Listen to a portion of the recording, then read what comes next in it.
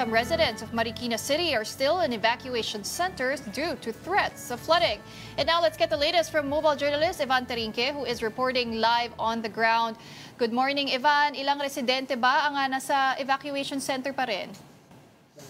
Huli, nandito tayo ngayon sa H. Bautista Elementary School kung saan nasa around 130 families o around 650 na individuals pa rin yung nananatili bilang mga evacuees dito sa eskwelahan. Mas malayo ito dun sa bilang kung kailan mataas yung water level sa Marikina na umabot noong 603 na families or around 3,880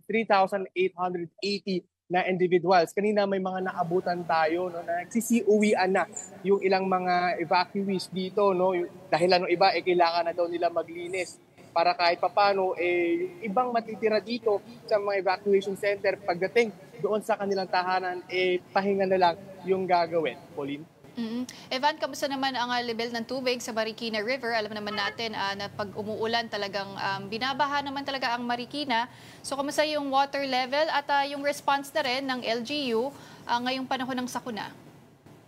Pauline, so far as of 7 a.m., no, nasa 14.6 meters na lang yung water level sa Marikina River. No? So ibig sabihin, wala na to sa first alarm. Tuluyan ng bumaba. Nakita yung trend ng pagbaba ng water level na ito. Simula kahapon, no, around 5 a.m. kahapon, tuloy-tuloy na yung pagbaba ng water level na ito. And yung, in response naman sa Marikina LGU, no, nandito sa loob ng mga evacuation center, may iba't ibang mga designated na sectors. No, nakahiwalay yung mga PWD, senior citizen, at yung mga buntis. No, nakahiwalay sila ng kwarto, may separate room sila para mas kahit paano mas maging komportable sila. Open din dito sa loob ng evacuation center yung mga medical clinics, no, para kung sakali man kailanganin ng medical assistance o isang tao, pwedeng makakalapit. Dito, meron na rin dito actually kitchen, no, dito nagluluto yung mga volunteers, no, para may makain naman yung mga nandito sa evacuation center ngayon. Pauline?